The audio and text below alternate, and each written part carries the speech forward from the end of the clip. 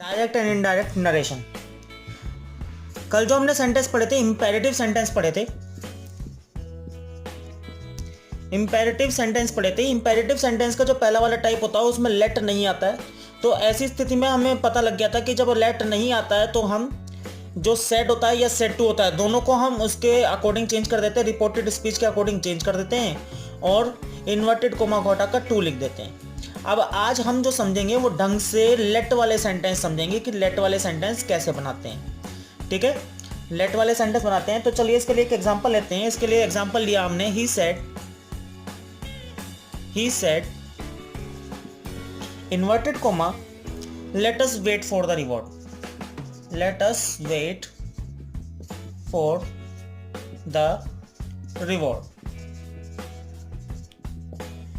सबसे पहले हमें इन्वर्टेड डायरेक्ट इनडायरेक्ट से इनडायरेक्ट बनाते हुए सेंटेंस में एक चीज के बारे में जान लेना चाहिए कि सेंटेंस को इफेक्टिव कैसे बनाया जाए। उसके लिए आपको रिपोर्टेड स्पीच जो दी होती है उसको ध्यान से देखना होता है कि रिपोर्टेड स्पीच में वो क्या कर रहा है। ही सेड, उसने कहा, let us wait for the reward, हम जो हैं उपहार की या फिर जो हमें इनाम मिलने वाला है उसका इंतजार करते हैं।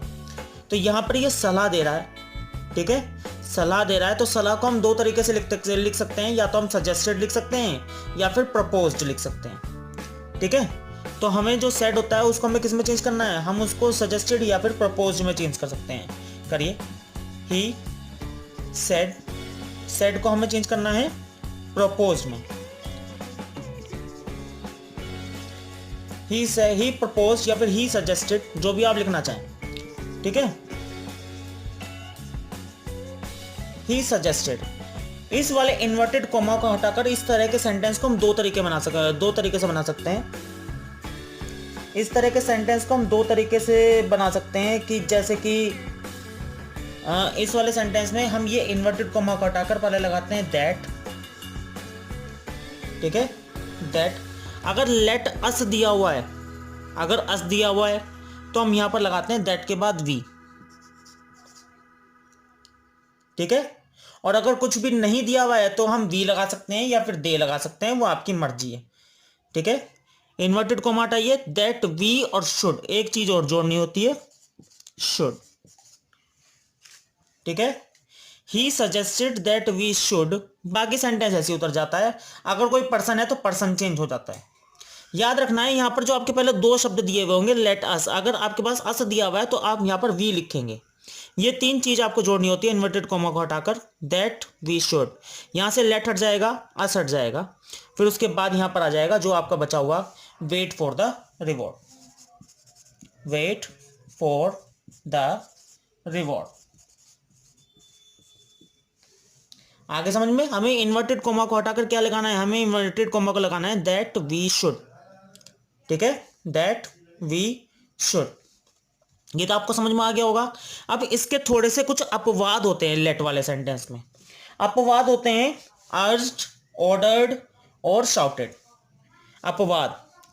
ठीक है, अपवाद यानी कि जिसमें ये वाला रूल काम नहीं करेगा कि इन्वर्टेड कोमा को हटाकर आपको लगाना है दैट, वी या दे और शुड।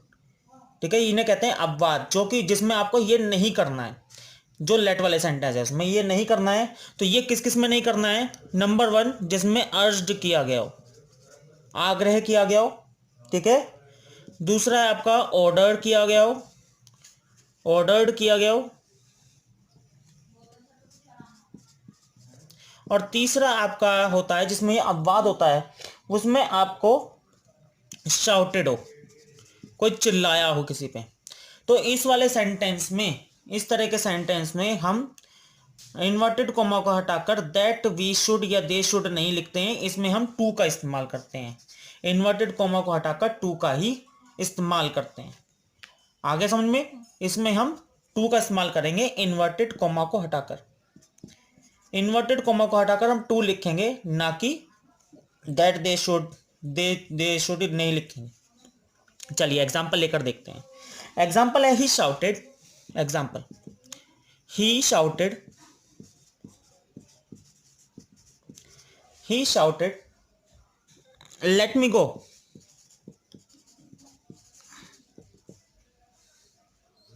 ठीक है, he shouted to let me go. इस तरह के सेंटेंस में हम इन्वर्टेड कोमा को हटाकर जो पर्सन है उसको चेंज करते हैं, लेट को भी नहीं हटाते हैं। तो यहां पर आ जाएगा he shouted to let him go, या फिर आपको इसमें ऑब्जेक्ट जो है वो अपने आप लिखना होगा। ठीक है, इसमें आपको ऑब्जेक्ट जो है वो ऐड करना होगा। ऑब्जेक्ट कैसे ऐड कर सकते हैं, जो ही शाउटेड टू देम या ही शाउटेड टू हिम, आप जो भी लगाना चाहे। He shouted to them to let him go. याद रखेंगे हम, लेट हिम गो। ठीक है, इस तरह के सेंटेंस में जिसमें शाउटेड दिया हुआ हो, अर्ज्ड दिया हुआ हो, या फिर ऑर्डर्ड किया हुआ हो, किसी को कुछ काम आदेश किया हुआ हो, तो इस तरह के सेंटेंस में हम बिल्कुल भी इन्वर्टेड कोमा को हटाकर दैट दे शुड ये नहीं लिखेंगे, हम टू लगाएंगे और उसके बाद लेट वाला सेंटेंस में केवल पर्सन चेंज करेंगे, कोई भी अलग से चेंज नहीं करना है। एक ऑर्डर वाला सेंटेंस लेकर देखते हैं। Teacher said,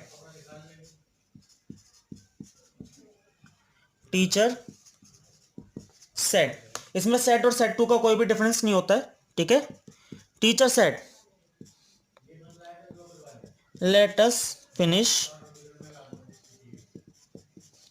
finish our homework.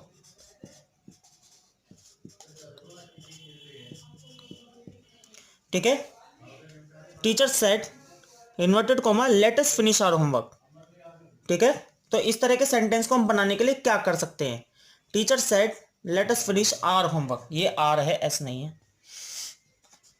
ठीक है, सबसे पहले हम इसमें अंदाजा लगाते हैं कि हमारा ऑब्जेक्ट क्या हो सकता है। ऑब्जेक्ट जो है वो स्टूडेंट हो सकते हैं, क्योंकि बच्चों से ही तो कहेगी, या तो वो स्टूडेंट से कहेगी या फिर स्टूडेंट्स से कहेगी, यानी कि एक बच्चे से कह सकती है या ज़्यादा से कह सकते हैं। तो टीचर का हमारा पता चलेगा, टीचर ऑर्डर्ड, ठीक है, या टीचर अर्ज्ड भी हो सकता है, teacher ordered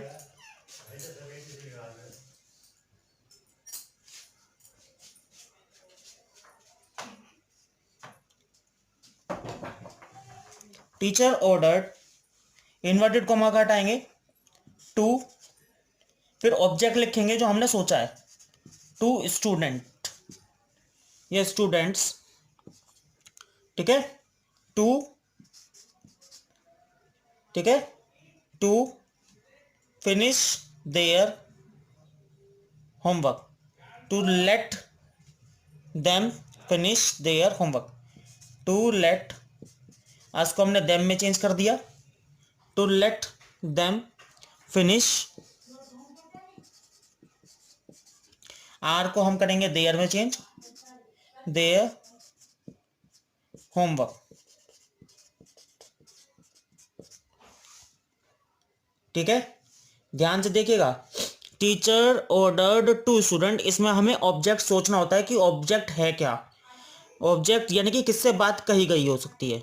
teacher said to students, फिर उसके बाद हमने टू लगाया, to let them finish their homework. अब आपको ऑब्जेक्ट जो है वो नहीं ऐड करना है। ठीक है, आपको ऑब्जेक्ट नहीं ऐड करना है तो वो भी आसान है, आप इसमें टू स्टूडेंट मत लिखिए, बट टू से उतार दीजिए, to let them finish their homework. दोबारा बना के देखते हैं इस वाले को ही बिना ऑब्जेक्ट के, जहां पर आपको ऑब्जेक्ट लगाने की जरूरत नहीं है। टीचर सेड नहीं, teacher ordered to let them finish their homework. ठीक है, आज इस वाले एक्सरसाइज को प्रैक्टिस कीजिएगा, बहुत इंपॉर्टेंट है। इंपेरेटिव सेंटेंस को इफेक्टिव बनाने के लिए आपको अलग अलग तरह की चीज़ों का इस्तेमाल करना चाहिए, केवल रिक्वेस्ट और ऑर्डर का ही इस्तेमाल नहीं करना चाहिए। ठीक है, आज के लिए इतने काफ़ी है, कल आगे करेंगे, कल हमारे एक्सक्लेमेटरी सेंटेंस चलेंगे।